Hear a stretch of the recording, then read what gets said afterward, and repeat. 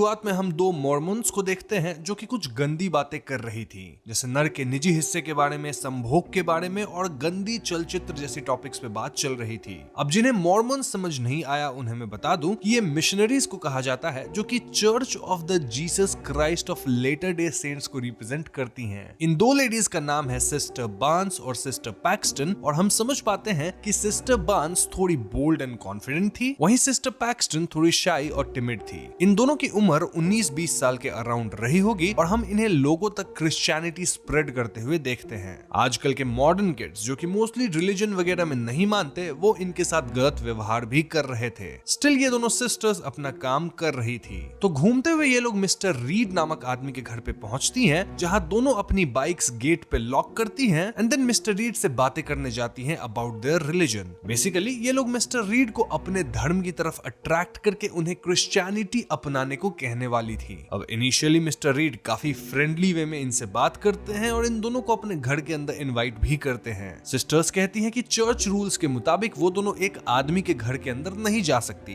Unless mister read के घर पे कोई और लेडी भी हो। मिस्टर रीड कहते हैं कि उनकी वाइफ घर के अंदर है जो कि ब्लूबेरी पाई बना रही है, और ये सुनते बार्न्स और पैक्सटन घर के अंदर जाती हैं। ऐसे भी बाहर स्नोफॉल शुरू हो चुका था तो अंदर रहना ज्यादा सेफ है। तो घर के अंदर रीड इन दोनों सिस्टर्स का कोट लेते हैं और इन्हें कंफर्टेबल होने के लिए कहते हैं। मीनवाइल वो इनके लिए कुछ ड्रिंक्स लेकर आते हैं, जिसके बाद इनकी बातचीत शुरू होती है। अब इन तीनों की कॉन्वर्सेशंस तुरंत ही वियर्ड हो जाती है क्योंकि मिस्टर रीड अजीब बातें बोल रहे थे। For example initially mister Reed was like कि वो स्ट्रगल कर रहे हैं to find one true religion, but then वो सिस्टर बार्न्स के मृत पिता के बारे में पूछ के बार्न्स को अनकंफर्टेबल फील कराते हैं। जब पैक्सटन सिचुएशन को संभालने की कोशिश करती है तो मिस्टर रीड पॉइंट आउट करते हैं कि कैसे मॉर्मोनिज्म में पहले पॉलीगैमी था, यानी एक आदमी मल्टीपल औरतों से शादी कर सकता है, लेकिन 1890s के बाद यानी आफ्टर न्यू रेवलेशन इसे हटा दिया गया। सिस्टर्स डिफेंड करती है कि पहले के टाइम पे बर्थ रेट कम था, लोग कम थे, तो पॉपुलेशन को बूस्ट देने के लिए पॉलीगैमी था, लेकिन पॉपुलेशन सही होने के बाद इसे हटा दिया गया।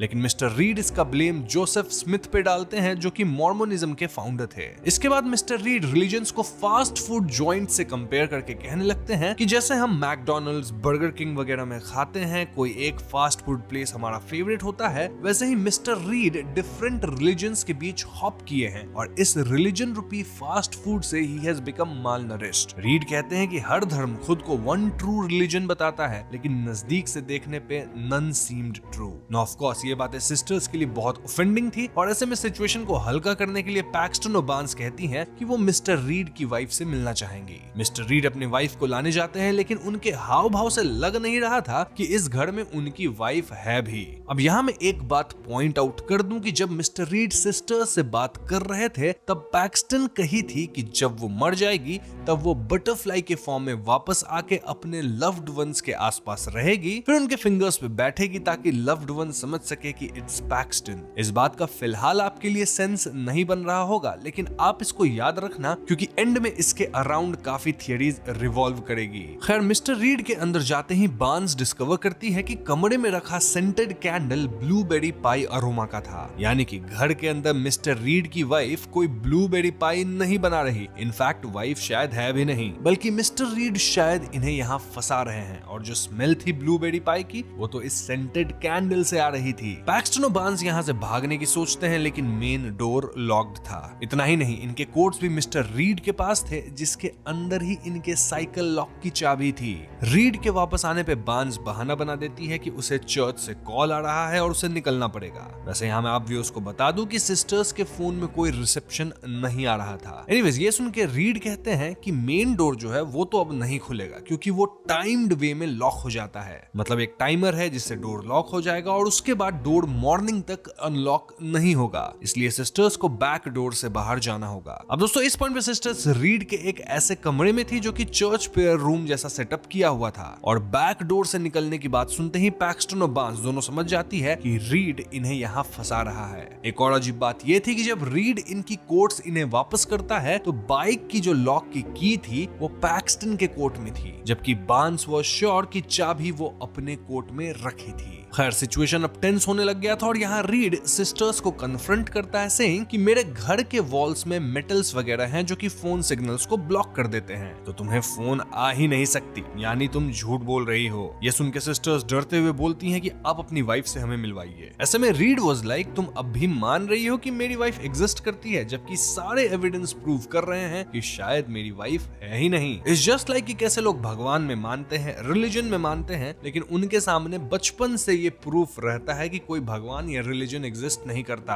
ये सब सुन के बांस कहती है कि वो बैक डोर से यहाँ से बाहर चली जाएगी, लेकिन दोस्तों जब वो दोनों बैक डोर्स को ओपन करके देखती है तो उसे ऐसा प्रतीत तो हो रहा था कि ये डोर्स तो घर के बेसमेंट में जा रही है। वहीं दूसरी तरफ चर्च में एक एल्डर नोटिस करते हैं कि पैक्सटन और बांस वापस नहीं आई है, इसलिए वो इन दोनों को ढूंढने निकलते हैं। कमिंग बैक टू रीड, वो यहाँ फिर से रिलीजन्स पे बातें शुरू करता है। सबसे पहले वो पार्कर ब्रदर्स का मोनोपोली गेम निकालता है जो कि बहुत फेमस बोर्ड गेम है, इतना कि ये 47 लैंग्वेजेस में अवेलेबल है। देन 114 कंट्रीज में ये गेम बिकती है और बिलियन से भी ज्यादा लोग इस गेम को खेल चुके हैं। अब मोनोपोली गेम 1935 में आई थी, लेकिन तकरीबन 30 साल पहले 1907 में एक बोर्ड गेम थी नेम्ड द लैंडलॉर्ड्स गेम। ये जो बोर्ड गेम थी वो ऑलमोस्ट मोनोपोली के सिमिलर थी।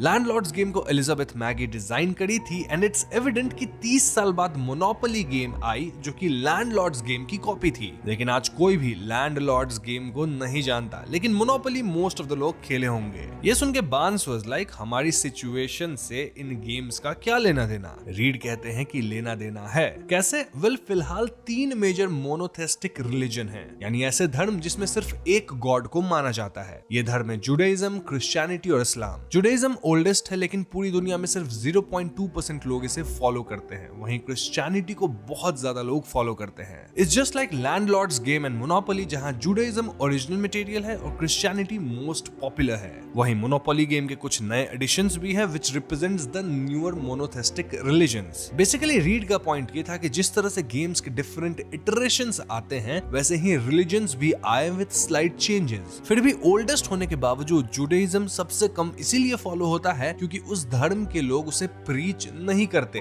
जैसे बाकी रिलीजन्स के लोग करते हैं। फॉर एग्जांपल फिलहाल बार्न्स और पैक्सटन भी तो वही करने आई थी ना यहाँ, रीड को कन्वर्ट करने। Same is the case with song, जहाँ रीड कहता है कि फिलहाल में वो the air I breathe song को सुन रहा है बाय द हॉलीज, और ये काफी ओल्ड सॉन्ग है, लेकिन सिमिलर सॉन्ग है Creep by Radiohead. Then 2017 में एक सॉन्ग आई थी get free by Lana Del Rey, और वो क्रीप सॉन्ग की कॉपी है। तो ओरिजिनल सॉन्ग थी हॉलीज की, देन रेडियो फ्रीक की एंड फाइनली लाना डेल रे की। और देखा जाए तो हॉलीज ने रेडियो फ्रीक को सू किया था और रेडियो फ्रीक ने लाना डेल रे को सू किया था फॉर सॉन्ग कॉपीइंग। रीड का पॉइंट अगेन सेम था कि ये सब डिफरेंट इटरेशंस हैं ऑफ द सेम सॉन्ग, और यही मोनोथेस्टिक रिलीजन्स के साथ भी है। आगे रीड कहता है कि रिलीजन्स के अंदर जो चमत्कार की कहानियां हम सुनते हैं, जैसे जीसस की कई सारी कहानियां हैं, तो वो कहानियां भी कई दूसरे रिलीजन्स के अंदर बहुत पहले से चली आ रही है। रीड यहाँ कई रिलीजन्स की बात करते हैं। इनफैक्ट वो 12 रिलीजियस गॉड्स को दिखाते हैं जिनकी सिमिलर काइंड ऑफ स्टोरीज रही है जीसस से रिलेटेड, एंड ये जो रिलीजन्स है वो काफी पहले से एग्जिस्ट करती है। रीड तो ये तक कहता है कि आज से 1000 साल बाद जब लोग स्टार वॉर्स की कहानी सुनेंगे तो क्या लोग उसके कैरेक्टर्स को रिलीजियस फिगर्स मानने लगेंगे। रीड यहाँ एक डोर पे बिलीफ लिखता है और दूसरे पे डिसबिलीफ। वो बार्न्स और पैक्सटन से कहता है कि इन सारी बातों को सुनने के बाद भी अगर वो गॉड में मानती हैं तो बिलीफ वाला डोर चुन के बाहर चली जाए, या फिर अगर उनका माइंड चेंज हो गया है और अब वो भी गॉड को नहीं मान रही तो डिसबिलीफ वाले डोर को चुने। नाउ पैक्सटन, जो कि किसी भी हाल में यहाँ से जिंदा बाहर जाना चाहती थी, वो ऐसा प्रिटेंड करती है कि वो रीड की बात से कन्विंस हो गई है, एक्चुअली में हुई नहीं थी, और इसलिए वो डिसबिलीफ डोर को चुन के यहाँ से बाहर निकलने का सोचती है। लेकिन बार्न्स रीड को काउंटर क्वेश्चन करने लग जाती है, आस्किंग कि भले रिलीजन्स में सिमिलैरिटीज हैं, लेकिन हर रिलीजन में बहुत सारी डिफरेंसेस भी हैं। बार्न्स का कहना था कि रीड यहाँ चेरी पिकिंग कर रहा है, देन फालतू बोर्ड गेम मेटाफर्स का इस्तेमाल करके फैक्ट्स को इधर उधर कर रहा है। इसीलिए बार्न्स अब भी अपने गॉड को मानती है। इनफैक्ट वो पैक्सटन से पूछती है कि क्या वो भी गॉड में भरोसा करती है, और पैक्सटन हाँ कहती है। तो इस तरह से बार्न्स पैक्सटन को भी अपने साथ आने के लिए कन्विंस करती जाती है और ये दोनों बिलीफ वाले डोर को चूज करती हैं। तो दोनों बिलीफ वाले डोर से नीचे जाती हैं एंड एज एक्सपेक्टेड ये बाहर जाने का नहीं बल्कि बेसमेंट में पहुंचने का रास्ता था। इनफैक्ट दूसरा डोर भी इन्हें सेम बेसमेंट में ही लेके आता, विच मीन्स कि रीड बस इनके साथ गेम्स खेल रहा था।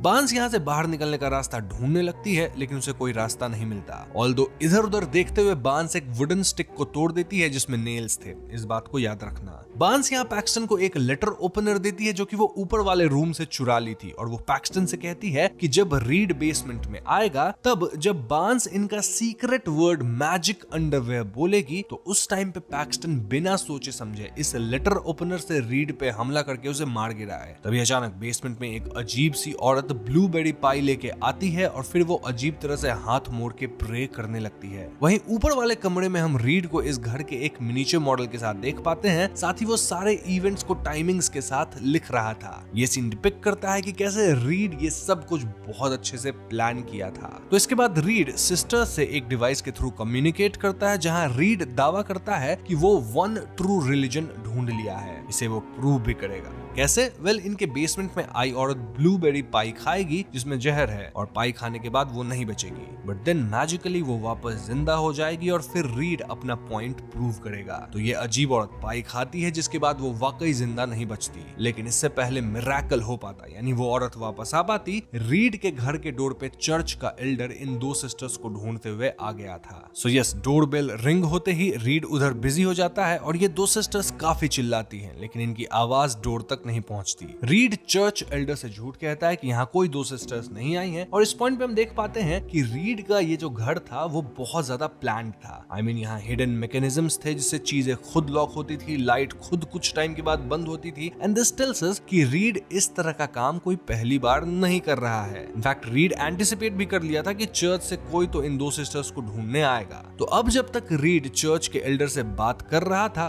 बार्न्स बेसमेंट डोर के नीचे वाले गैप से कारपेट पुल करके कुछ मैच स्टिक्स ले लेती है। इसके बाद रीड वापस आता है और दोनों सिस्टर्स फिर से बेसमेंट वाले स्पॉट पे चली जाती हैं। यहाँ पैक्सटन नोटिस करती है कि उस औरत के लाश की पोजीशन थोड़ी डिफरेंट थी, यानी वो मूव तो जरूर हुई है। पैक्सटन ये बात बार्न्स को ही बताती है, लेकिन बार्न्स इस बात पे ध्यान नहीं देती। रादर बार्न्स मैच स्टिक जला के यहाँ आग लगा देना चाहती थी ताकि कहीं आग की मदद से ही ये दोनों फ्री हो सके। तभी एकदम से इनके पीछे वो औरत आ जाती है जो कि वाकई जिंदा हो गई थी। जी हाँ दोस्तों, ये औरत आफ्टर लाइफ को डिस्क्राइब करने लगती है saying, conductor says my name, white cloud not heaven, they unplug my brain. इतना कहने के बाद ये लेडी चुप होने का इशारा करके कहती है इट इज नॉट रियल। इस मोमेंट पे रीड भी बेसमेंट में आता है और वो इस लेडी को यहाँ से बाहर भेजता है। फिर वो बार्न्स और पैक्सटन से कहता है कि देखो, तुम दोनों की आंखों के सामने मिरेकल हुआ। और वो लेडी क्लियरली बोली कि आफ्टर लाइफ में कोई हेवन वगैरह नहीं है, रादर हमारी लाइफ काइंड ऑफ सिमुलेशन जैसी है जहां मरने के बाद हमारे ब्रेन को अनप्लग कर दिया जाता है। रीड कहता है कि वो इन दोनों को भी गॉड दिखा सकता है,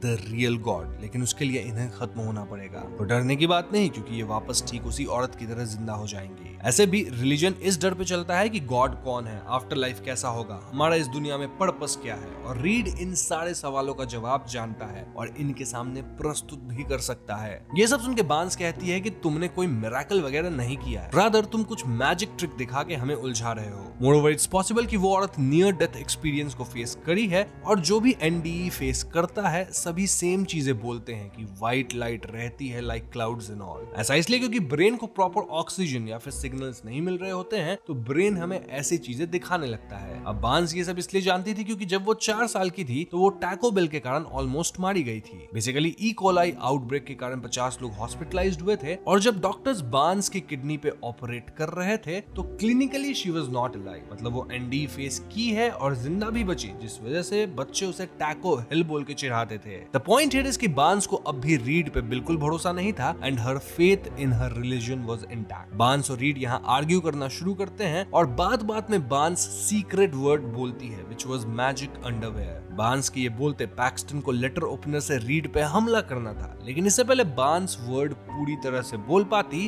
रीड ही बार्न्स पे चाकू से हमला करके उसे खत्म कर देता है। जी हाँ दोस्तों, रीड वाज लाइक कि बार्न्स भले मर गई है लेकिन वो वापस आ जाएगी और इस भयावह दृश्य को देख के पैक्सटन का बुरा हाल था। थोड़ी देर वेट करने के बाद जब बांस नहीं उठती तो रीड उसके आर्म में कट लगा के एक मेटल पीस निकालता है। रीड का कहना था कि सिस्टर बांस के अंदर इम्प्लांट है, मतलब शी इज ए प्रोग्राम, इसलिए वो वापस नहीं आई। अब ये बात पैक्सटन के समझ में नहीं आती और रीड एक्सप्लेन करता है एक डाओइस्ट कॉन्सेप्ट को जिसे हम कहते हैं अ बटरफ्लाई ड्रीम। बेसिकली एक चाइनीज फिलोसोफर क्वेश्चन किया था कि उसे बटरफ्लाई का सपना आया एज अ ह्यूमन या फिर वो एक बटरफ्लाई है जो कि ह्यूमन होने वाले सपने में है। नाउ आई नो कि आप व्यूअर्स थोड़ा कंफ्यूज हो रहे होंगे, इसलिए मैं इस बात को थोड़ा और एक्सप्लेन करता हूँ। वैसे मूवी के एंड तक चीजें क्लियर हो जाएंगी और अपन थियरीज में भी काफी चीजों पे बात करेंगे। So again butterfly dream theory का मेन कॉन्सेप्ट ये है कि रियलिटी और इल्यूजन के बीच डिफरेंस समझना मुश्किल हो सकता है। एक दिन जुआंग जी जो कि एक वाइज चाइनीज फिलोसोफर थे, वो सपने में एक बटरफ्लाई बन गए। वो बटरफ्लाई की तरह उड़ रहे थे, बहुत खुश थे और केयरफ्री थे। बटरफ्लाई को ये नहीं पता था कि वो जुआंग जी हैं, वो बस एक बटरफ्लाई की तरह रह रहे थे। फिर अचानक उनका सपना खत्म हो गया और वो जाग गए और अब वो कंफ्यूज हो गए और सोचने लगे कि मैं जुआंग जी हूँ जो सपने में बटरफ्लाई बन गया था, या एक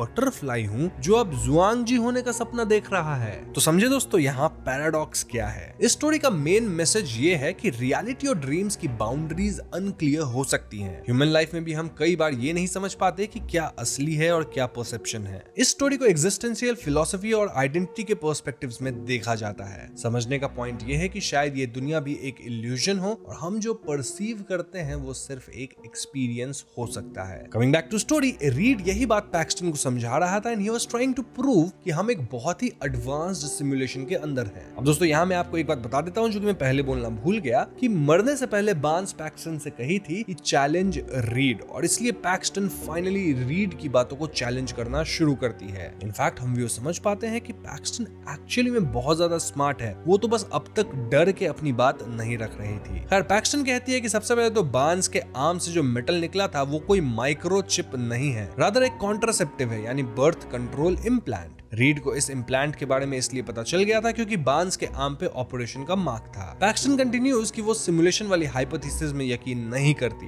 इनफैक्ट वो जानती है कि कुछ देर पहले जो एक औरत खत्म होकर वापस जिंदा हुई वो सब रीड का एक पार्लर ट्रिक था। बेसिकली जब पहली औरत मरी थी तभी डोर पे एल्डर आए थे। एल्डर के आने से दोनों सिस्टर्स बेसमेंट डोर के पास जाके चिल्लाने लगी, देन मैच स्टिक लेने लगी और तभी बेसमेंट के अंदर वाले सीक्रेट डोर से बॉडी को स्विच किया गया। मतलब सिमिलर दिखने वाली जिंदा औरत उस मृत औरत की जगह ले ली। जी हाँ दोस्तों, पैक्सटन यहाँ तुरंत ही वो सीक्रेट डोर भी ढूंढ लेती है जो कि टेबल के नीचे था। मतलब इसी डोर से बॉडी को स्विच किया गया होगा। एंड अगर आपको याद हो तो पैक्सटन उस टाइम भी क्लेम करी थी कि बॉडी की पोजीशनिंग थोड़ी अलग लग रही है। पैक्सटन ये भी कहती है कि स्विच होने के बाद जिंदा वाली औरत को कहना था कि कंडक्टर नेम बोला, white cloud and all that, लेकिन वो थोड़ा स्क्रिप्ट से बाहर जाके इन्हें आगाह कर दी कि इट इज नॉट रियल। इससे रीड का गेम थोड़ा खराब हुआ और इसके बाद रीड बहुत इम्प्रोवाइज करके सिमुलेशन थियरी बेच रहा है पैक्सटन को, लेकिन पैक्सटन इस सिमुलेशन थियरी में नहीं मानती। ये सब सुन के रीड वाज इम्प्रेस्ड और पैक्सटन से कहता है कि तुम बेसमेंट के सीक्रेट डोर से सेलर में जाओ और वहां तुम वन ट्रू रिलीजन डिस्कवर करोगी। पैक्सटन सेलर में जाती है और वहां उसे कई मृत शरीर दिखती है। आगे बढ़ने पे उसे कई रिलीजियस सिंबल्स और रिचुअल्स जैसा सेटअप भी दिखता है। एंड फाइनल डोर पे उसे अपने बाइक वाली लॉक मिलती है। इस लॉक को वो अपने पॉकेट वाली चाबी से खोलती है एंड वो एक रूम में पहुंचती है जहां केजेस में कई औरतें बंद थी। ये औरतें लो टेम्परेचर और ह्यूमिड एनवायरनमेंट में बहुत बुरी हालत में थी और पैक्सटन इनके लिए बुरा फील करती है। अभी दूसरी तरफ से रीड आता है और वो पैक्सटन से पूछता है कि क्या वो अब तक फिगर आउट कर पाई कि वन ट्रू रिलीजन क्या है। यहाँ से पैक्सटन रिवील करती है कि कैसे रीड शुरुआत से सब कुछ कंट्रोल कर रहा था। लाइक स्टार्टिंग में जब पैक्सटन और बांस आए थे तो रीड इनका कोट लिया, देन बांस के कोट से बाइक लॉक की चाबी निकाला और बाइक्स को मेन गेट से हटा दिया। क्योंकि रीड को पता था कि एल्डर सिस्टर्स को ढूंढते हुए आएगा तो बाइक दिखनी नहीं चाहिए गेट पे। तो बाइक को ठिकाने लगाने के बाद, लॉक को वहां से हटाने के बाद जब रीड वापस आया तो पैक्सटन नोटिस कर ली थी कि उसका हेयर बाहर के स्नोफॉल से वेट है, यानी वो चाबी को जानबूझकर पैक्सटन के कोट में डाला। क्योंकि रीड पहले ही डिसाइड कर लिया था कि वो बांस को मार देगा और पैक्सटन के साथ ये गेम खेल के उसे फाइनली इसी जगह पे लेके आएगा। सब कुछ इतने अच्छे से प्लान किया गया था कि वाकई पैक्सटन ठीक उसी जगह पे खड़ी है जहां रीड उसे देख देखना चाहता था। सो दिस प्रूव्स कि रीड के हिसाब से वन ट्रू रिलीजन है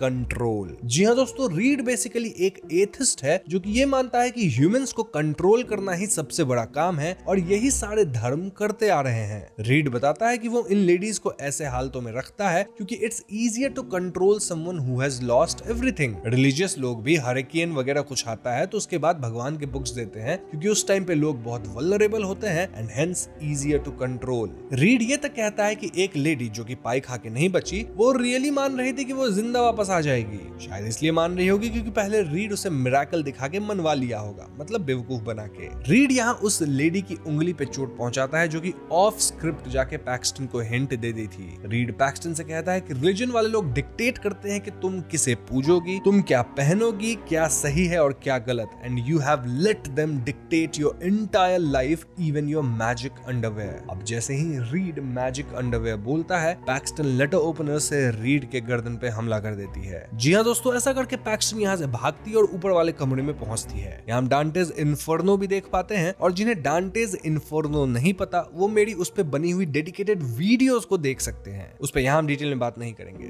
खैर, पैक्सटन यहाँ बेसमेंट में बांस को देखने जाती है कि तभी उसके पीछे चोटिल रीड आता है और वो पैक्सटन के पेट पे चाकू से हमला कर देता है। तो यस, अब पैक्सटन भी इंजर्ड थी और रीड गिरते हुए पैक्सटन से कहता है कि प्रे फॉर अस। पैक्सटन यहाँ ग्रेट प्रेयर एक्सपेरिमेंट की बात करती है जहाँ कुछ मरीजों को दो ग्रुप्स में बांटा गया था। एक ग्रुप को इलाज के साथ साथ रोज प्रेयर सुनाया जाता था, वहीं दूसरे ग्रुप का बस इलाज होता था। इस एक्सपेरिमेंट से प्रूव हुआ था कि प्रेयर करने से बीमारी जल्दी ठीक नहीं होती है, लेकिन पैक्सटन एड्स कि भले प्रेयर्स वर्क नहीं करती, लेकिन प्रे करने से अच्छा फील जरूर होता है और मन को शांति भी मिलती है। इस मोमेंट पे रीड पैक्सटन के करीब आता है और पैक्सटन प्रे करना शुरू करती है। हमें देख के ऐसा लगता है मानो प्रेयर से रीड को भी शांति मिल रही है। ऑल्दो रीड यहाँ पैक्सटन को मारने बढ़ता है, तभी एकदम से बांस उठ जाती है और वो नेल्स वाले वुड से पैक्सटन को मार गिराती है। इसलिए मैंने कहा था ये नेल वाले वुड को याद रखना। जी हाँ दोस्तों, बांस में थोड़ी जान बची थी और वो इसका इस्तेमाल करके रीड को खत्म कर दी थी। हालांकि इसके तुरंत बाद बांस फाइनली अपना दम तोड़ देती है। यहाँ से पैक्सटन किसी तरह ऊपर जाती है, देन घर के मिनिएचर मॉडल को देख पता लगाती है कि वो कैसे यहाँ से निकल सकती है। बेसिकली वो एक वेंट के थ्रू बाहर आती है और बाहर पूरा स्नोफॉल था। तभी पैक्सटन की उंगलियों पे एक बटरफ्लाई आके बैठ जाती है और अगले ही क्षण बटरफ्लाई गायब थी। शुरुआत में हम एक बच्चे की वॉइस ओवर सुन पाते हैं हु वाज सेइंग कि 2 साल पहले मेब्रुक पेंसिल्वेनिया में एक रात 2:17 पे 17 बच्चे अपने घर से दौड़ते हुए भागे और फिर उनका कोई पता नहीं चला। यहाँ हैरानी की बात ये थी कि ये 17 गायब होने वाले बच्चे मेब्रुक एलिमेंट्री स्कूल के एक ही क्लास के बच्चे थे। उस क्लास में कुल 18 बच्चे थे जिनमें से 17 गायब हो गए और बचा तो सिर्फ एक बच्चा जिसका नाम है एलेक्स। उस क्लास की टीचर जस्टिन गैंडी अगले दिन अपने क्लास में सिर्फ एलेक्स को बैठा पाती है और ऐसे में शी वाज शॉक्ड। अब गायब हुए बच्चे के पेरेंट्स क्लास टीचर जस्टिन पे ही इल्जाम डाल रहे थे कि वही बच्चों को कुछ ऐसा सिखाई होगी जिससे बच्चे ऐसी हरकत किए हैं। तुरंत ही पुलिस इन्वेस्टिगेशन शुरू हो जाती है जिसमें जस्टिन से पूछताछ होती है, देन एलेक्स से भी काफी पूछताछ होती है, लेकिन इन दोनों का कहना था कि उन्हें इस हादसे के बारे में कुछ भी नहीं पता। पुलिस को भी कुछ पता नहीं चल रहा था सिवाय इस बात के कि वो सारे 17 बच्चे रात के ठीक 2:17 पे ही घर से दौड़ के भागे थे क्योंकि कुछ घर में सेफ्टी अलार्म्स थे जो कि सेम टाइम पे रिंग किए। देन कुछ घर में सीसीटीवी कैमरास भी थे जिसमें क्लियरली दिख रहा था कि ये बच्चे दौड़ते हुए भागे थे और इनके दौड़ने का स्टाइल भी थोड़ा अलग था, मतलब नरूटो रन जैसा।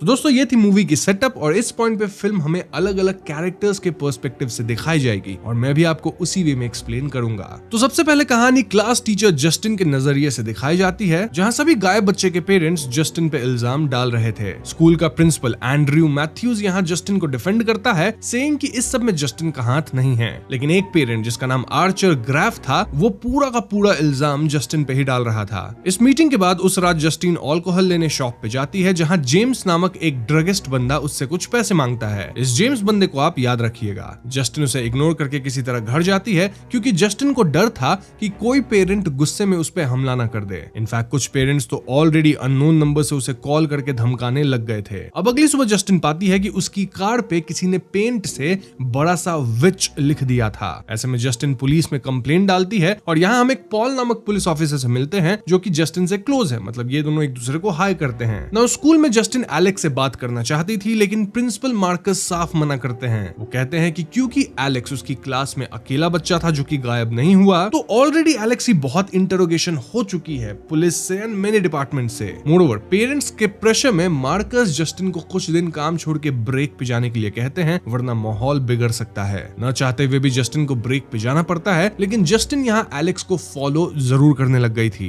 उस रात जस्टिन एक बार में जाती है जहाँ पॉल उससे मिलने आता है। इनके बीच रीसेंट इवेंट्स को लेकर बातें होती हैं और जस्टिन क्लियरली ड्रंक थी। इनफैक्ट वो पॉल को भी पिलाना चाहती थी। लॉन्ग स्टोरी शॉर्ट, पॉल भी ड्रिंक कर लेता है और ये दोनों एक दूसरे के साथ सो लेते हैं। और यहाँ अजीब बात यह थी कि पॉल ऑलरेडी शादीशुदा था। जी हाँ दोस्तों, पॉल की पत्नी का नाम डोना है और ये बात जस्टिन को भी पता है। स्टिल ये दोनों इंटीमेट हुए। इनफैक्ट ऐसा पहली बार नहीं हो रहा था। अब अगले दिन जस्टिन फिर से एलेक्स का पीछा करती है और वो एलेक्स से बात करने की कोशिश भी करती है, लेकिन एलेक्स जस्टिन को उसका पीछा करने से ना सिर्फ मना करता है बल्कि वो दूर भागता है। जस्टिन फिर भी हार नहीं मानती और वो एलेक्स के घर पे जाती है। वहां नॉक करने पे कोई दरवाजा नहीं खोलता और ऐसे में जस्टिन नोटिस करती है कि घर के हर एक विंडो को पेपर से कवर कर दिया गया था। जस्टिन को एक विंडो में थोड़ा गैप दिखता है और वहां से अंदर झांकने पे जस्टिन एलेक्स के पेरेंट्स को अजीब तरह के ट्रांस स्टेट में सोफा पे मूर्ति की तरह बैठा पाती है। ये देख जस्टिन डर जाती है और तुरंत प्रिंसिपल मार्कस को कॉल करती है, सेइंग कि मार्कस को एलेक्स के घर पे चेकिंग करनी चाहिए इन अ लीगल वे, ताकि एटलीस्ट वो देख सके कि एलेक्स सेफ है या नहीं। अब उस रात जस्टिन एलेक्स के घर के बाहर ही अपनी कार में होती है ताकि वो घर पे नजर रख सके। देर रात जस्टिन की आंख लग जाती है और तभी एलेक्स के घर का दरवाजा खुलता है। घर से एलेक्स की माँ अपने हाथ में कैंची लिए एकदम अजीब तरह से चलते जस्टिन की कार तक आती है। देन वो चुपके से कार में घुस के जस्टिन के थोड़े से बाल काट लेती है।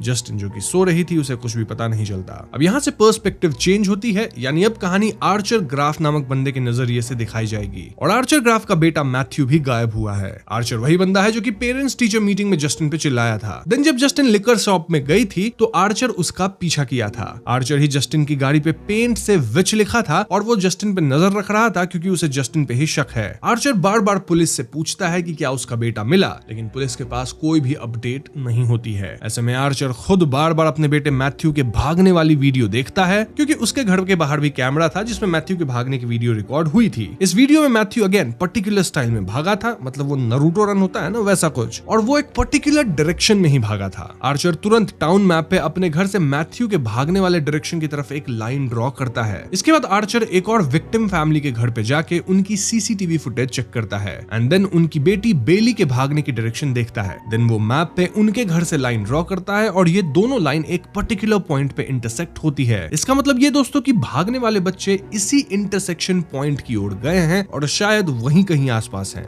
अब ये सब रिसर्च करते वक्त एकदम से आर्चर को जस्टिन की कार दिखती है और जस्टिन एक गैस स्टेशन पे फ्यूल लेने खड़ी थी। आर्चर तुरंत जस्टिन के पीछे जाके उस पर चिल्लाना शुरू करता है, लेकिन तभी एकदम से हम प्रिंसिपल मार्कस को देखते हैं जो कि बच्चों की तरह ही अजीब वे में दौड़ रहे थे। इतना ही नहीं, वो एकदम लहूलुहान थे और लग रहा था मानो वो किसी ट्रांस स्टेट में हैं। देन वो भागते हुए सीधा जस्टिन पे हमला कर देते हैं। आर्चर यहाँ उन्हें रोकने की कोशिश करता है, लेकिन मार्कस को देख के ऐसा लग रहा था मानो वो किसी के वश में हो और उनका सिर्फ एक मकसद है, दैट इज जस्टिन को खत्म करना। जस्टिन किसी तरह स्टोर के अंदर भागती है और मार्कस आर्चर से बच के जस्टिन के पीछे भागता है। इन शॉर्ट यहाँ आर्चर और जस्टिन मिलकर किसी तरह मार्कस को रोकने की कोशिश कर रहे थे और मार्कस को देख के तो ऐसा ही लग रहा था मानो उस पे वशीकरण हुआ है। यहीं पे ये वाली सीन कट हो जाती है। अब दोस्तों यहाँ मैं आपको एक बात बता देना चाहता हूँ कि जस्टिन और आर्चर दोनों को थोड़े नाइटमेयर्स आए थे ड्यूरिंग देयर पर्सपेक्टिव्स, और दोनों के ही जो नाइटमेयर्स थे उसमें एक अजीब बूढ़ी औरत दिखती थी जो कि क्लाउन जैसी दिख रही थी। इस पॉइंट को आप याद रखिएगा। तो इसके बाद वापस से पर्सपेक्टिव चेंज होता है जहां हम कहानी ऑफिसर पॉल के नजरिए से देखेंगे।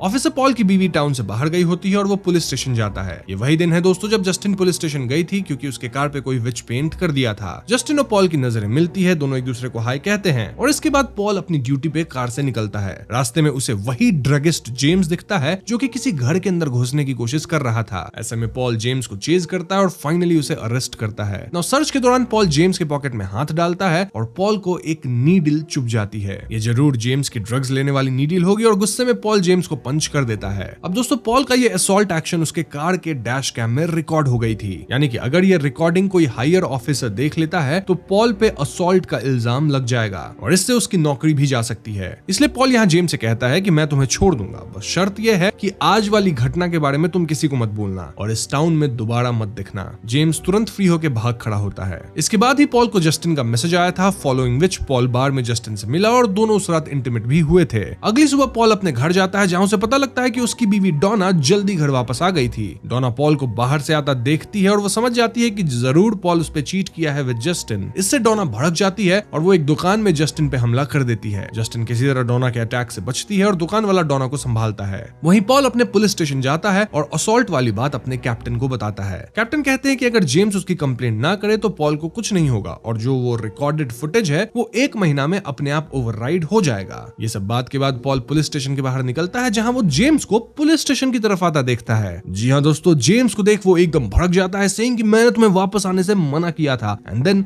पॉल उसका पीछा वापस से शुरू करता है। इस पॉइंट पे कहानी वापस ब्रेक करती है और अब हम जेम्स के पर्सपेक्टिव से कहानी को देखेंगे। तो जेम्स एक ड्रगिस्ट है जो ड्रग्स खरीदने के लिए 1000 झूठ बोलता है और छोटी मोटी चोरी भी करता है। वो जस्टिन से भी उस रात पैसे मांग रहा था जब जस्टिन अल्कोहल लेने दुकान में गई थी। अब चोरी करने के लिए वो एक घर में घुसने की कोशिश कर रहा था और पॉल उसे पकड़ लिया था। पॉल से छूटने के बाद जेम्स डिसाइड करता है कि वो कुछ सामान चोरी करके पॉन शॉप में बेच देगा, देन उससे जो थोड़े बहुत पैसे आएंगे उसे नशे का सामान खरीद लेगा। इसी सिलसिले में जेम्स एलेक्स की घर की तरफ जाता है, जहां वो इस घर में ब्रेक इन करता है। इनकेस आप कंफ्यूज हो रहे हैं तो एलेक्स वही एकमात्र बच्चा है जो कि अपनी क्लास से गायब नहीं हुआ था। सो यस, जेम्स एलेक्स के घर में छोटी मोटी चीजें चुराना शुरू करता है, like kitchen items, CDs and all. तभी एकदम से जेम्स देखता है कि एलेक्स के पेरेंट्स वहीं सोफा पे बैठे हुए थे और वो एकदम मूर्ति की तरह थे। I mean, वो हिलडुल भी नहीं रहे थे, एज इफ किसी तरह के ट्रांस में हो। जेम्स इन्हें इग्नोर करके घर के बेसमेंट में जाता है, जहां वो गायब हुए 17 बच्चों को ट्रांस स्टेट में खड़ा पाता है।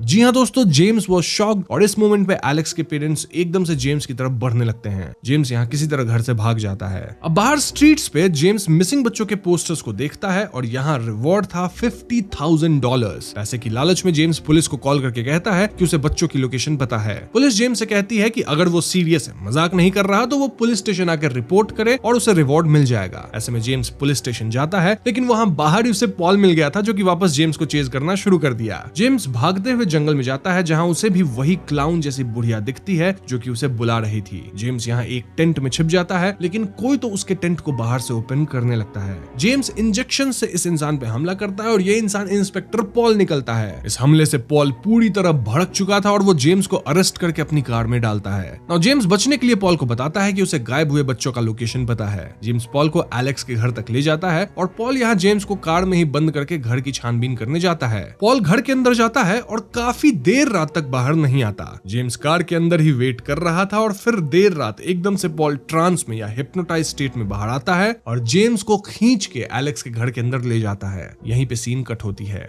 अब दोस्तों यहाँ से चीजें हमें प्रिंसिपल मार्कस के पर्सपेक्टिव से दिखाई जाएंगी। अगर आपको याद हो तो जस्टिन मार्कस को फोन करके बोली थी कि मार्कस को एलेक्स के घर को लीगली चेक करना चाहिए टू सी कि एलेक्स ओके है या नहीं। ये बात मार्कस के दिल में रह गई थी और ऐसे में वो एलेक्स के पेरेंट्स को स्कूल बुलवाया। यहाँ स्कूल में एक अजीब सी क्लाउन टाइप दिखने वाली औरत आती है जो कि खुद को एलेक्स की आंटी बताती है और इनका नाम ग्लैडिस है। ये क्लाउन टाइप औरत काइंड ऑफ वही है जिसके नाइटमेयर्स जस्टिन और आर्चर को आए थे। इनफैक्ट ये जेम्स को भी दिखी थी। ग्लैडिस का कहना था कि एलेक्स के पेरेंट्स बहुत बीमार हैं और वो मार्कस से मिलने नहीं आ सकते। ऐसे में मार्कस कहता है कि उसे एलेक्स के पेरेंट्स से ही मिलना है और उसे खुद एलेक्स के घर पे आके सब कुछ चेक करना होगा, वरना उसे चाइल्ड सर्विसेज को इन्वॉल्व करना पड़ेगा। ये सुन के ग्लैडिस बिल्कुल भी खुश नहीं थी। अब अगले सीन में हम मार्कस को अपने हस्बैंड के साथ घर पे देखते हैं, जब एकदम से ग्लैडिस इनके घर पे आती है। वो बिन बुलाए मेहमान की तरह घर में घुस जाती है, देन एक बाउल ऑफ वाटर मांगती है। इसके बाद ग्लैडिस इनके सामने एक अजीब तरह की लकड़ी निकालती है, kind of like a plant stem, जिसमें कई कांटे थे। इस टहनी में मार्कस के ऑफिस का एक छोटा फ्लैग क्लॉथ बंधा हुआ था, जो कि मोस्टली ग्लैडिस मार्कस के स्कूल से चुराई होगी। देन एकदम से ग्लैडिस टहनी के कांटों से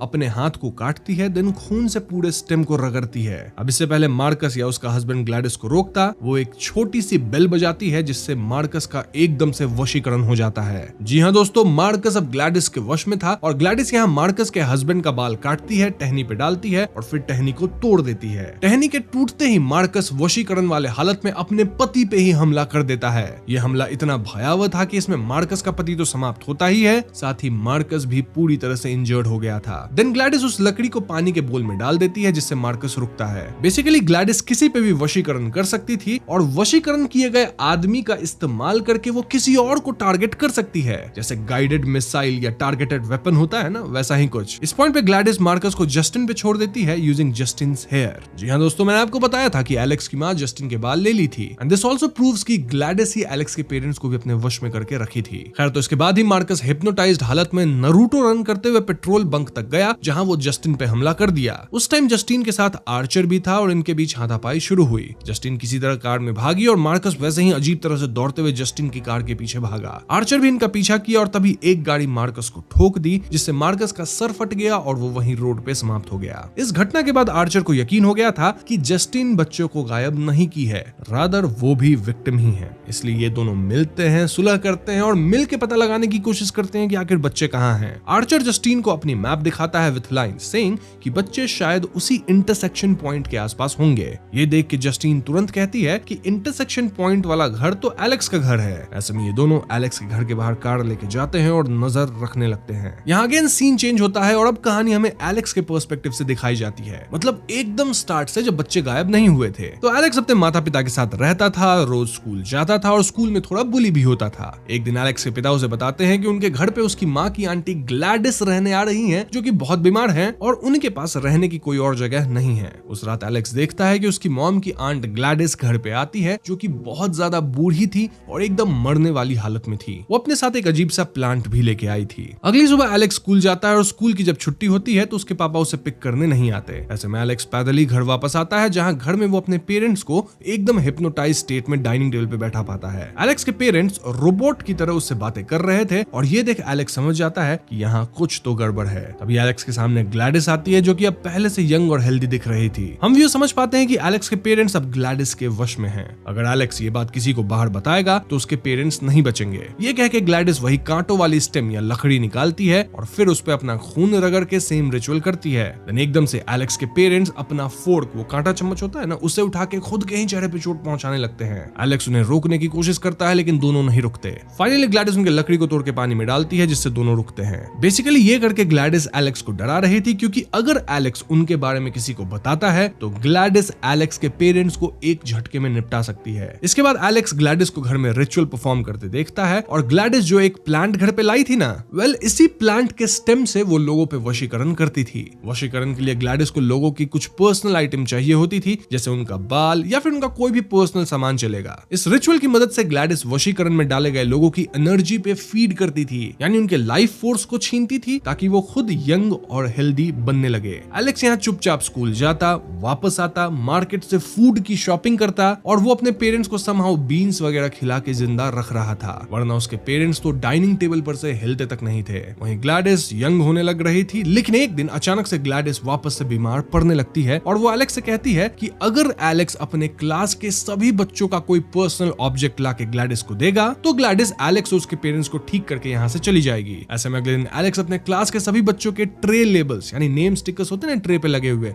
उनको चुरा लेता है। उस रात ग्लैडिस इन स्टिकर्स की मदद से रिचुअल करती है और रात के ठीक 2:17 पे रिचुअल कंप्लीट होता है। देन ग्लैडिस एक घंटी बजाती है। घंटी बजते वो 17 बच्चे अपने अपने घर से भागते हुए सीधा एलेक्स के घर पे आते हैं एंड देन बेसमेंट में जाके खड़े हो जाते हैं। सो यस, इस तरह से ये 17 बच्चे गायब हुए थे। अब इस घटना के बाद काफी प्रेस कॉन्फ्रेंस वगैरह हुआ, जिसमें एलेक्स के साथ ग्लैडिस ही रहती थी और एलेक्स डर से अपना मुंह नहीं खोला। पुलिस भी एलेक्स के घर पे छानबीन करने आई थी, लेकिन ग्लैडिस उस टाइम पे न सिर्फ घर साफ कर ली बल्कि वो 17 बच्चों को फॉरेस्ट में छिपा दी थी। चेकिंग के बाद बच्चे वापस घर के बेसमेंट में आके खड़े हो गए, क्योंकि वो तो ग्लैडिस के ही ऑर्डर को मान रहे थे। हालांकि नोट करने वाली बात यह है कि भले एलेक्स यहाँ अपना वादा पूरा किया, यानी 17 बच्चों के पर्सनल बिलोंगिंग्स को लाया, लेकिन ग्लैडिस अपना वादा पूरा नहीं की। ना तो वो यहाँ से गई, ना ही वो एलेक्स को छोड़ी और उसके पेरेंट्स को अब भी अपने वश में रख रही है। लिटरली वो एलेक्स को एक नौकर की तरह ट्रीट कर रही है। बाय द वे, पॉल और जेम्स भी इसी रिचुअल के कारण वशीकरण में आ चुके हैं, मतलब वो लोग घर के अंदर गए थे ना, तो ग्लैडिस उन पे भी रिचुअल कर दी होगी और अब ये दोनों भी एलेक्स के घर के अंदर ही खड़े हैं।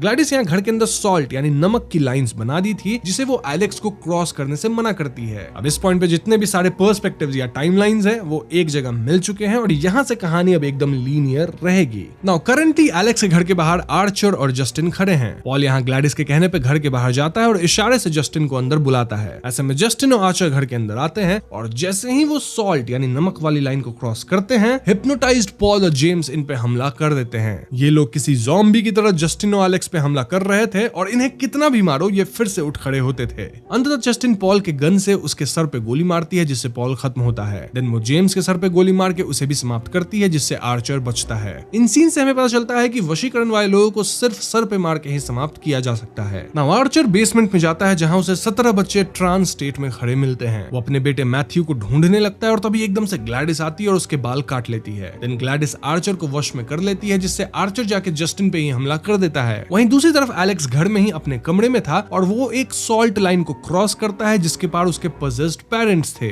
ऐसे में उसके पेरेंट्स उसे ही मारने दौड़ते हैं और एलेक्स भागना शुरू करता है। एलेक्स भागते हुए किसी तरह ग्लैडिस के उस कमरे में पहुंच जाता है जिसमें वो रिचुअल्स करती थी। यहाँ वो ग्लैडिस के प्लांट से एक स्टेम तोड़ता है। देन ग्लैडिस के विग से उसका ही बाल निकालता है। फिर वो स्टेम पे अपना खून डाल के स्टेम को तोड़ देता है। जी हाँ दोस्तों, एलेक्स यहाँ ग्लैडिस को देख के उसका ही रिचुअल सीख चुका था और यहाँ वो रिचुअल ग्लैडिस पे ही कर दिया था। ऐसे में होता यह है कि जो 17 बच्चे पजेस थे वो ग्लैडिस के पीछे ही उसे मारने दौड़ने लगते हैं। ग्लैडिस पूरे शहर में भागना शुरू करती है और ये 17 बच्चे ग्लैडिस के पीछे भागते हैं। शहर के सारे लोग ये नजारा देखते हैं और एक पॉइंट पे बच्चे ग्लैडिस को पकड़ लेते हैं और उस पे हमला करके उसे काइंड ऑफ खाने लगते हैं। कुछ ही सेकंड्स में ये बच्चे ग्लैडिस के शरीर के टुकड़े टुकड़े कर दिए थे और ग्लैडिस के समाप्त होते सबका वशीकरण टूट जाता है। जी हाँ, आर्चर भी अपने होश में आता है और जस्टिन भी बच जाती है। अब आर्चर का वशीकरण तुरंत ही हुआ था तो वो एकदम ठीक था, लेकिन बाकी लोग जिनका वशीकरण हुए कुछ टाइम हो गया था वो कहीं ना कहीं जिंदा लाश की तरह बन गए थे, जैसे वो 17 बच्चे और एलेक्स के पेरेंट्स। आर्चर यहाँ अपने बेटे मैथ्यू से फाइनली मिल पाता है, ऑल्दो मैथ्यू कुछ बोल नहीं रहा था। अब यहाँ अगेन वॉइस ओवर से हमें बताया जाता है कि एलेक्स के पेरेंट्स 2 साल बाद भी ठीक नहीं हुए हैं। इनफैक्ट उन्हें अब तक खाना खिलाना पड़ता है। वहीं एलेक्स अब अपनी एक दूसरी आंट के साथ रहता है जो कि अच्छी और नॉर्मल आंटी हैं। बच्चों की बात की जाए तो वो भी कुछ बोलते नहीं है, ऑल्दो 1 साल के बाद कुछ बच्चे रिकवर कर रहे हैं और बोलना शुरू कर दिए हैं।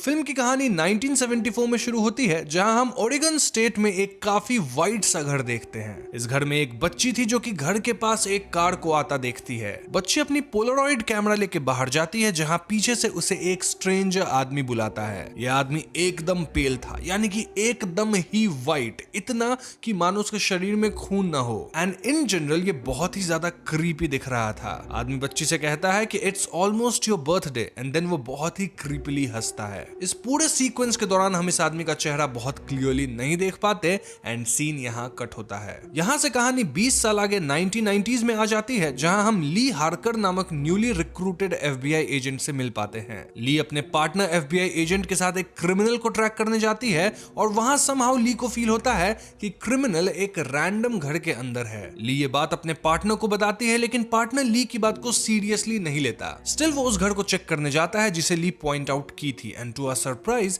क्रिमिनल वाकई अंदर था जो कि एजेंट को शूट करके मार देता है। ली यहाँ समहाउ इस क्रिमिनल को गन पॉइंट पे सरेंडर करवाती है एंड यहाँ सीन कट होता है। अब अगले सीन में हम ली को एक साइकोलॉजिकल एंड नंबर्स टेस्ट देते देखते हैं एंड देन हम ली को एक काफी सीनियर एजेंट कार्टर के साथ देखते हैं। इनकी बातों से हम समझ पाते हैं कि ली के पास अमेजिंग इंट्यूशन है, यानी वो समहाउ चीजों को भांप लेती है लाइक सम सिक्स्थ सेंस। इसको क्लैरवॉयंस कहा जाता है और एजेंट कार्टर का मानना था कि ली काइंड ऑफ हाफ साइकिक तो जरूर है, तभी तो वो नंबर्स एंड साइकोलॉजिकल वाले टेस्ट में इतना जबरदस्त परफॉर्म करी। इनफैक्ट लास्ट केस में ही ली को अपने आप क्रिमिनल का घर पता लग गया था। ऐसे में कार्टर ली को एक ऐसा केस सौंपते हैं जो कि पिछले कई सालों से ओपन पड़ा है विथ नो क्लूज। अब केस इस उम्मीद में सौंपा गया था कि ली में भी कुछ अलग डिड्यूस कर सके एंड ये केस वापस से ओपन हो जाए। इस केस में कई सालों से ओरेगन में फैमिलीज मारी जा रही थी और हर केस में पहले फादर अपने आपे से बाहर होके अपनी बीवी और बेटी को मारता, देन वो खुद को भी खत्म कर लेता। ये कत्ले इतनी ब्रूटल होती थी कि हस्बैंड वाइफ को 60+ टाइम स्टैब कर देता था। मतलब तब तक चाकू मारते रहो जब तक चाकू टूट न जाए। देन हर एक क्राइम सीन पे एक अजीब सा क्रिप्टिक लेटर मिलता जिसमें किसी तरह की कोड लैंग्वेज में कुछ तो लिखा गया होता था। ये लेटर सैटानिक दिखती थी और हर लेटर पे लॉन्ग लेग्स लिखा गया होता था, डिपिक्टिंग कि लॉन्ग लेग्स ही इन लेटर को लिखा है। इनफैक्ट इस लेटर की जो हैंडराइटिंग थी वो किसी भी विक्टिम के हैंडराइटिंग से बिल्कुल नहीं मिलती थी। तो जाहिर सी बात है कि ये कत्ल और लेटर्स लॉन्ग लेग्स ही कर रहा था। But the question here was कि लॉन्ग लेग्स आखिर है कौन। ली फौरन इस केस के सारे डॉक्यूमेंट्स लेती है और अपनी छानबीन शुरू करती है। ली पाती है कि किसी भी केस में हाउस के अंदर किसी और इंसान की फोर्स्ड एंट्री बिल्कुल भी नहीं थी। सो इट्स सेफ टू से कि हर एक घटना में पिता खुद ही पागल हो के पूरे परिवार को मारा। बट देन हर केस में लॉन्ग लेग्स का लेटर मिला था, मतलब इन कत्लों को समहाउ लॉन्ग लेग्स बिना घर में घुसे ही अंजाम दिया। ली यहाँ कुछ और बातें डिड्यूस करती है, लाइक हर एक विक्टिम फैमिली में एक 9 साल की बच्ची जरूर थी और हर बच्ची का जन्मदिन 14 तारीख को ही था। महीना डिफरेंट हो सकता है लेकिन तारीख हमेशा 14। इनफैक्ट कत्ल भी बच्चियों के बर्थडे के 6 दिन पहले या बाद तक के अंदर ही होता था। ली अपनी सारी फाइंडिंग्स एजेंट कार्टर को बताती है और उस दिन ली कार्टर के फैमिली से भी मिल पाती है, जहां कार्टर की वाइफ थी एंड देन उसकी छोटी बेटी भी थी नेम्ड रूबी। रूबी ली को अपने बर्थडे पे इनवाइट करती है। मूविंग ऑन, उस रात ली को ऐसा लगता है मानो कोई उसके घर के बाहर है, लेकिन चेक करने पे उसे कोई नहीं मिलता। ऑल्दो हम व्यूअर्स क्लियरली किसी को तो ली के घर में चलते जरूर देख पाते हैं। नाउ जब ली वापस घर के अंदर जाती है तो उसे वहां एक एनवेलप मिलता है जिसमें एक बर्थडे कार्ड था। तो इस बर्थडे कार्ड की writings and 9 circles of hell book की मदद से ली लॉन्ग लेग्स के क्रिप्टिक लेटर्स को डिकोड कर लेती है। अब अगले दिन एफबीआई को एक और ऐसी कत्लों वाली इंसिडेंट की खबर मिलती है जहां पूरी फैमिली ट्रिप प्लान की थी और वो सब तकरीबन 1 महीना पहले मारे जा चुके थे एंड मास्टर बेडरूम में सर रहे थे, क्योंकि आस पड़ोस के लोगों को लगा कि वो लोग तो ट्रिप पे गए हैं तो कोई चेक ही नहीं किया। Now as usual long legs यहाँ भी एक लेटर छोड़ा था और क्योंकि अब तक ली लॉन्ग लेग्स के साइफर को डिकोड कर चुकी थी तो वो ये वाला लेटर इजीली ट्रांसलेट कर लेती है। इतना ही नहीं, हर एक कत्ल के डेट्स को लीनियर कैलेंडर पे मार्क करने के बाद ली को एक रिवर्स ट्रायंगल का शेप मिलता है जो कि ऑब्वियसली शैतान का सिंबल था। अब इस पैटर्न को कंप्लीट करने के लिए सिर्फ एक डेट चाहिए थी विच वाज 13th, यानी कुछ ही दिनों में 13 तारीख को लॉन्ग लेग्स फिर से स्ट्राइक करने वाला है। इस पॉइंट पे ली अपनी नई फाइंडिंग्स एजेंट कार्टर को बताती है। साथ ही वो कहती है कि लॉन्ग लेग्स के लेटर में एक बात वो बार बार लिखा था कि उसे कैमरन फैमिली वाली कत्लों के टाइम बड़ा मजा आया था। Now of course Cameron family भी लॉन्ग लेग्स की एक अर्ली विक्टिम्स में से थी, यानी 1974 के दौरान almost. But this case was a little different. क्यों? क्योंकि इस केस में daughter carry N somehow survive कर गई थी और वो फिलहाल एक मेंटल असाइलम में है। ऐसे में काटो अली पहले तो कैमरन फैमिली के फार्म्स पे जाते हैं जहां छानबीन के बाद उन्हें एक लाइफ साइज डॉल यानी इंसानों जितना बड़ा डॉल मिलता है जो कि बचपन वाली कैरी एन जैसे ही दिख रही थी। इस डॉल को ये लोग फौरन चेक करवाते हैं और इन्हें पता लगता है कि ये डॉल्स हैंडमेड हैं। इनफैक्ट इन्हें काफी खूबसूरती से और बारीकी से बनाया गया है। इतना ही नहीं, इस डॉल के हेड में एक हॉलो मेटल का स्फीयर है और we can say hollow metal orb है जिसका कुछ सेंस नहीं बनता। अब इस ऑर्ब से किसी तरह की वाइब्रेशंस आ रही थी और इन वाइब्रेशंस को फील करके ली को अजीब से साइकिक विजन्स आते हैं जिसमें वो लॉन्ग लेग्स को डॉल्स के साथ देख पा रही थी। इतना ही नहीं, जो बंदा डॉल को एग्जामिन कर रहा था वो तक कहता है कि उसे डॉल के नजदीक आने पे अपनी एक्स वाइफ का नाम सुनाई दिया। ये सब सुन के ली तुरंत डिड्यूस करती है कि हर एक विक्टिम फैमिली को जरूर एक ऐसी डॉल मिली होगी जो कि घर के डॉटर से मिलती जुलती एक लाइफ साइज्ड डॉल होगी। कार्टर ली के इस बोल्ड क्लेम को खारिज तो नहीं करता, ऑल्दो वो इसमें भरोसा भी नहीं कर रहा था। अब यहाँ से सीन शिफ्ट होकर एक अजीब क्रीपी आदमी पे फोकस करती है जिसे हमने मूवी के स्टार्ट में भी देखा था। यही बंदा लॉन्ग लेग्स है और हम उसे एक दुकान से बहुत ही वियर्ड वे में कुछ सामान खरीदते देखते हैं। इनफैक्ट हम समझ पाते हैं कि वो अपनी कार में किसी को विजिट करने जा रहा था। खैर इसके बाद लियो कार्टर कैरी एन से मिलने जाते हैं जो कि एक मेंटल असाइलम में थी। यहाँ इन्हें पता चलता है कि कैरी पिछले 20 साल से अजीब मेंटल स्टेट में है जहां उसे आसपास का कुछ अता पता नहीं होता, ना ही वो कुछ बोलती है ना सुनती है। लेकिन सडनली एक दिन पहले वो एकदम से काइंड ऑफ ठीक हो गई है। इतना ही नहीं, पिछले 20 साल में पहली बार कैरी से मिलने कोई यस्टरडे आया था और जो भी मिलने आया था वो रजिस्टर में अपना नाम ली हार्कर लिखा था। जी हाँ दोस्तों, इस पूरे सिचुएशन को देखकर हम व्यूअर्स अंदाजा लगा पाते हैं कि लॉन्ग लेग्स ही कैरी से मिलने आया होगा, देन वही समहाउ कैरी को नॉर्मल कर दिया और वो ली को भी जानता है, तभी तो वो ली का नाम रजिस्टर में लिखा। यही सेम थियरी ली की भी थी, लेकिन ऑफ कोर्स कार्टर को अब ली पे ही थोड़ा शक होने लगा था क्योंकि कहीं ना कहीं लॉन्ग लेग्स और ली का कनेक्शन तो जरूर है। खैर ली यहाँ कैरी से कुछ सवाल जवाब करती है, लेकिन कैरी कुछ भी सीधी भाषा में जवाब नहीं दे रही थी। ऑल्दो कैरी की बातों से हम व्यूअर्स इतना जरूर समझ पाते हैं कि कैरी लॉन्ग लेग्स के लिए डिवोटेड है और उसके कहने पे वो जान ले भी सकती है और दे भी सकती है। इनफैक्ट कैरी ये तक पॉइंट आउट करती है कि कैसे ली का चेहरा उसे देखा देखा सा लग रहा है। इनफैक्ट कैरी का कहना था कि ली भी इन सब से जुड़ी हुई है, उसे बस अपनी भूली हुई पास्ट को याद करना होगा। वैसे कैरी यहाँ ये भी रिवील करती है कि कैसे उसके घर में कत्ले हुई थी, जहां एज यूजुअल उसके पिता ही मॉम को एंड खुद को मारे थे। नाउ इस पॉइंट तक कार्टर को भी बहुत स्ट्रांगली लगने लगा था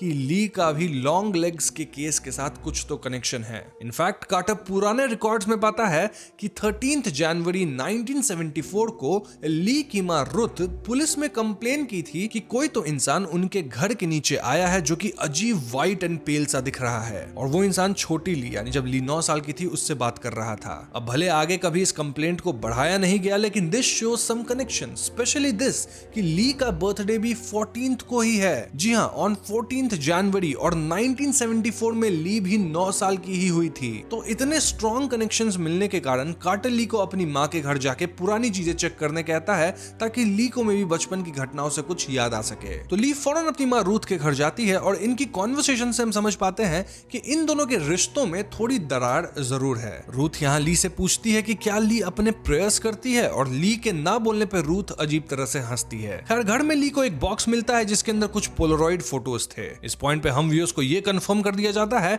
कि मूवी के पहले सीन में जिस बच्ची को लॉन्ग लेग्स विजिट किया था वो ली ही थी। इतना ही नहीं, बचपन में ली अपने पोलरॉइड कैमरा से लॉन्ग लेग्स की फोटो भी ली थी, और अभी ली को लॉन्ग लेग्स की एक क्लियर फोटो भी मिल जाती है। जी हाँ दोस्तों, ली यहाँ अपनी माँ रूथ से 13 जनवरी 1974 के बारे में पूछती है, और रुथ कहती है कि उन्हें कुछ भी याद नहीं है। वैसे रुथ के एक्सप्रेशन से यह क्लियर था कि रुथ कुछ तो छिपा रही है, और कुछ फ्लैशबैक से हमें दिखाया भी जाता है कि लॉन्ग लेग्स को देख के ही रुथ उस दिन पुलिस को कॉल की थी। इनफैक्ट वो लॉन्ग लेग्स को कन्फ्रंट भी की थी, आस्किंग कि वो उनकी बेटी के पास क्या कर रहा है। लॉन्ग लेग्स यहाँ बस अजीब तरह से हंसा था, and this makes us wonder कि आखिर रूथ और ली उस वक्त लॉन्ग लेग्स से बचे कैसे थे। मतलब लॉन्ग लेग्स ही तो सीरियली कितने लोगों को मार रहा है, तो फिर रूथ और ली उस टाइम कैसे बच गए। डोंट वरी, ये राज फिल्म के साथ नहीं जाएगा, बल्कि इसका खुलासा जल्द ही होगा। खैर ली को अब लॉन्ग लेग्स का फोटो मिल चुका था, और वो ये फोटो कार्टर को देती है। कुछ ही देर में पुलिस वाले इस फोटो की मदद से लॉन्ग लेग्स को अरेस्ट कर लेते हैं। इंटरोगेशन रूम में लॉन्ग लेग्स अजीब बिहेव कर रहा था,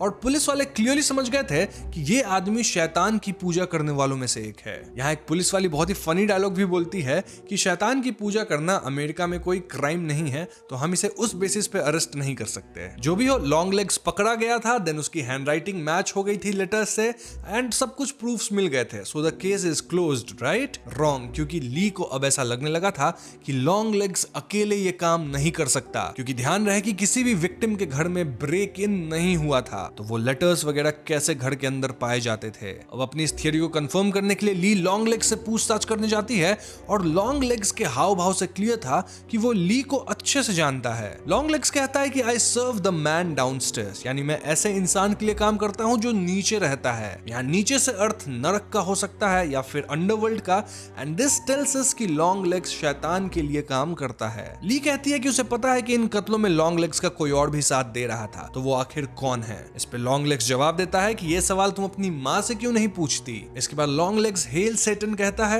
एंड देन ली के सामने टेबल पे अपना सर पटक पटक के अपनी जान दे देता है। अब ये देखकर ली शॉक में थी, वहीं कार्टर काफी गुस्से में था। क्यों? क्योंकि ली बार बार लॉन्ग लेग्स से पुश कर रही थी कि उसका कोई साथी जरूर है, और शायद इससे ट्रिगर होकर लॉन्ग लेग्स खुद को मार लिया होगा। इतना ही नहीं, पैरेलल में कैरी एन भी कूद के अपनी जान दे दी थी इन मेंटल असाइलम। खैर यहाँ लॉन्ग लेग्स ली के माँ को जरूर मेंशन किया था, और ऐसे में ली एजेंट ब्राउनिंग के साथ वापस अपनी माँ रूथ के घर जाती है। ली घर के अंदर जाती है, लेकिन तभी वो बाहर खिड़की से अपनी माँ को देखती है, जो कि नन वाली ड्रेस पहन ली थी, और वो एक शॉटगन से एजेंट ब्राउनिंग को मार गिराती हैं। जी हाँ दोस्तों, ली फौरन अपनी पिस्तल अपनी माँ पे तान देती है, और यहाँ वो अपनी माँ के सामने एक लाइफ साइज्ड डॉल देखती है, जो कि ऑफ कोर्स ली के बचपन वाले यानी 9 इयर्स वाले लुक से रिजेंबल कर रही थी। ली को समझ आने लग गया था कि लॉन्ग लेग्स की पार्टनर और कोई नहीं बल्कि उसकी माँ रूथ है, और ऐसे में ली कहती है कि लॉन्ग लेग्स मर चुका है। ये सुनते ही रूथ कहती है कि लॉन्ग लेग्स अब फ्री हो गया है, और ली भी अब फ्री है। ऐसा कह के वो अपनी शॉटगन से ली के डॉल का सर उड़ा देती है, जिससे डॉल के अंदर वाला मेटल और भी फट जाता है और धुआं निकलने लगता है ब्लैक सा कुछ। इसके ठीक बाद ली को फील होता है मानो उसके ऊपर से किसी तरह का डार्क मैजिक या स्मोक उठ गया हो एंड देन ली वहीं पे बेहोश हो जाती है। अब यहाँ से हमें रूथ के नरेशन के थ्रू पास्ट में ले जाया जाता है, जिससे हम समझ पाते हैं कि आखिर 13 जनवरी 1974 को क्या हुआ था। तो उस दिन लॉन्ग लेग्स, जिसका रियल नेम डेल कॉबल है और जो पेशे से डॉल मेकर है, वो 9 साल की होने वाली ली से मिला था और उससे क्रीप आउट होकर रूथ पुलिस को कंप्लेन की थी। उस टाइम तो लॉन्ग लेग्स चला गया, लेकिन बाद में वो आके रूथ को बांध दिया और उसे एक चॉइस दिया। चॉइस ये है कि अगर रूथ उसे अंदर आने दी तब तो ठीक है, वरना वो रूथ को बार बार विजिट करेगा, इनफैक्ट वो ली को मार देगा। तो उसी पॉइंट से रूथ लॉन्ग लेग्स की पार्टनर बन गई। और यहाँ आप सोच रहे होंगे कि आखिर लॉन्ग लेग्स रूथ एंड ली को ही क्यों चुना। तो वेल, ली के पिता नहीं थे। आइडियली देखा जाए तो लॉन्ग लेग्स जिन्हें भी मारता था वहां फैमिली में पिता ही पागल होकर पूरे परिवार को मारते थे। और भले ली का जन्मदिन भी 14th को ही था, लेकिन घर में उसके पिता थे ही नहीं। तो हाँ, लॉन्ग लेग्स इसी का फायदा लेके रूथ को अपना पार्टनर बनाया। और अब मैं आपको बताऊंगा कि आखिर ये कत्ले होती कैसे थी। तो long legs life sized dolls बनाता था, जिसके अंदर वो सैटानिक मेटल स्फीयर रख देता था। इस स्फीयर की वाइब्स ऐसी थी कि वो किसी भी फैमिली में जो मेन पिता मेंबर होता है उसको पागल कर देगा, जिसके बाद पिता अपनी पत्नी को मारेगा, देन बेटी को, एंड फाइनली खुद को खत्म कर लेगा। अब ये डॉल्स विक्टिम्स तक पहुंचाए कैसे जाते थे? यहीं पे काम आती थी रूथ, जो कि नन का ड्रेस पहनती थी और विक्टिम के घर जाके कहती थी कि उन्होंने चर्च की तरफ से कॉन्टेस्ट में एक गिफ्ट जीता है। नाउ चर्च से कुछ भी आया है तो लोग उस पर शक नहीं करते हैं। एंड गिफ्ट क्या होता है? वेल, वही लाइफ साइज डॉल जो कि उनकी 9 साल की बेटी की तरह ही दिखती है। इसी गिफ्ट पैकेज में यूजुअली लॉन्ग लेग्स का लेटर भी होता था। एंड जैसे ही फैमिली गिफ्ट ओपन करती, पति पागल होकर पूरी फैमिली को ही मार देता। तो हम कह सकते हैं कि लॉन्ग लेग्स के हर एक डॉल में शैतानी शक्ति थी। इनफैक्ट जो डॉल वो ली के लिए बनाया था, उस डॉल के कारण ही ली को अपने बचपन का ज्यादा कुछ याद ही नहीं रहता था। जी हाँ दोस्तों, ली इतनी भ्रमित थी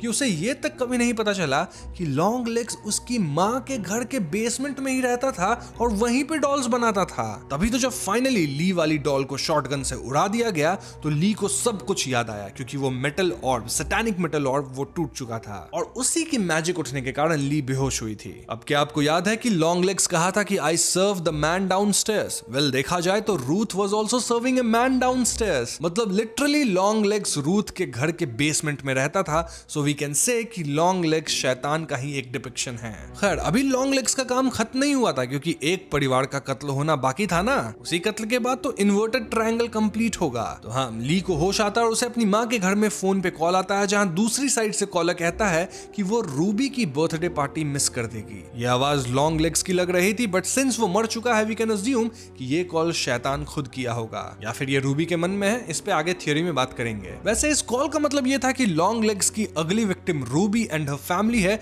जो कि और कोई नहीं बल्कि एजेंट कार्टर की फैमिली है। जी हाँ दोस्तों, रूबी का जन्मदिन भी 14th को ही था और ये रियलाइज करते ली फौरन कार्टर के घर जाती है। वहां पहुंच के ली पाती है कि उसकी माँ रूथ ऑलरेडी नन बन के घर के अंदर आ चुकी थी और रूथ के हाथ में गिफ्ट वाला पैकेज का रैपर था, व्हिच मींस कि डॉल को ऑलरेडी ओपन कर दिया गया है। जी हाँ दोस्तों, ली यहाँ कार्टर को वार्न करने की कोशिश करती है, लेकिन हम कार्टर को ऑलरेडी थोड़ा गुस्से वाले मूड में देखते हैं और वो ली की एक नहीं सुनता। इट वाज क्लियर कि डॉल का इफेक्ट कार्टर पे होने लग गया था और थोड़ी ही देर में कार्टर चाकू से अपनी बीवी को मार देता है। देन वो रूबी को मारने बढ़ता है, लेकिन ली कार्टर को शूट करके उसे वहीं मार गिराती है। अब रूथ देखती है कि रूबी बच गई और लॉन्ग लेग्स का ट्रायंगल पूरा नहीं होगा, इसलिए वो शैतान को प्रेज करते हुए रूबी को मारने बढ़ती है। ऐसे में ली को अपने ही हाथों से अपनी मॉम को भी शूट करना पड़ता है। फिर ली रूबी को डॉल से दूर करती है एंड वो अपना गन डॉल पे पॉइंट करती है। अब यहाँ वो मोस्टली ट्रिगर तो दबाती है, लेकिन गन से गोली नहीं निकलती। अब ऐसा इसलिए हो सकता है क्योंकि या तो गोली खत्म हो गई हो या फिर समहाउ गन की सेफ्टी लॉक ऑन हो गई हो। द पॉइंट हियर इज कि डॉल डिस्ट्रॉय नहीं होती और ली रूबी से कहती है कि हमें यहाँ से निकलना होगा। ऑल्दो हम रूबी और ली दोनों को उसी जगह पे खड़ा देखते हैं, ली एक टक डॉल को घूरे जा रही थी, मानो वो किसी ट्रांस में हो या फिर वो फ्रीज हो गई हो। इसी के पैरेलल में हमें लॉन्ग लेग्स का इंटरोगेशन वाले कुछ क्लिप्स दिखाए जाते हैं, जहां वो पागलों की तरह हंस रहा था। In the end long legs hail Satan कह के किस देता है।